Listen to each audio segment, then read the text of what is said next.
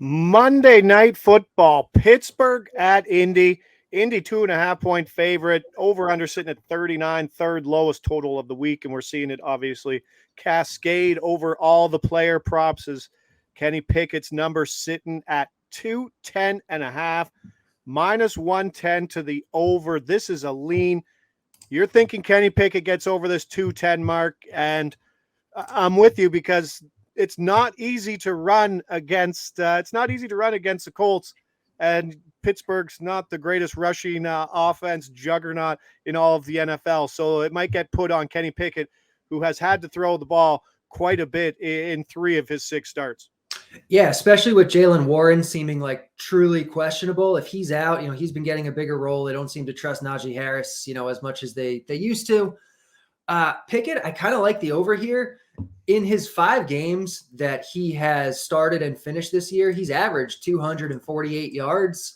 He's gone over this number in 3 of the 5 games, and this is his first game of his NFL career indoors. He's going into the Dome, which generally leads towards more passing and more efficient passing. So I think the over here looks pretty solid at 210.5.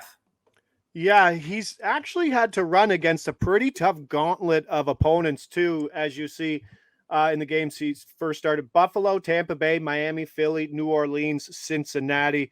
4 of those teams are in the top 10, 11 in success rate versus the pass. So by no means the Colts are not an easy opponent, but the path of resistance here and possible game script could lead Pickett to pass. And he has the weapons too. He's been pretty consistent with Freiermuth.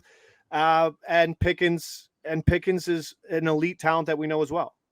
Yeah, and Deontay Johnson, they've been, they've done pretty well. He's got some decent guys to throw to.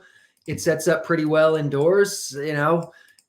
Are the Pittsburgh Steelers the best team we'll ever see play on Monday Night Football? Probably not. But if we're looking for something to bet on, I think this is probably one of the better ones. And then more of a value play when it comes to just price in general. Kenny Pickett over 1.5 TDs plus 196. Like I said, Colts a tough team to rush against. The 4th in EPA per rush, top 10 in success rate, could lead to Pittsburgh passing more in this situation. He hasn't thrown for multiple touchdowns this year, but like I said, Buffalo, Tampa Bay, Miami, Philly, New Orleans, and Cincy, not an easy path playing against for this Pittsburgh passing game.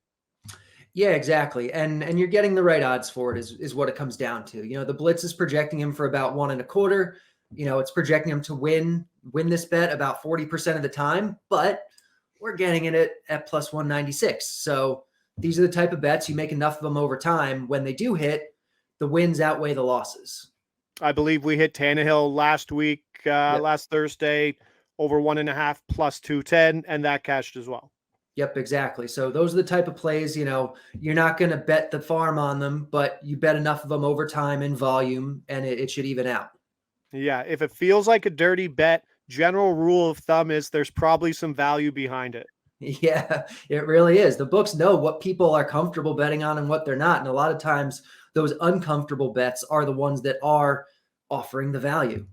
Yeah, value being over 1.5 TDs for guys who don't normally do it, or interceptions on bad quarterbacks and the under. Yeah. Yeah, those are always jumping out on the blitz, but those are our 2 plays. A double stack of Kenny Pickett, over 210 passing.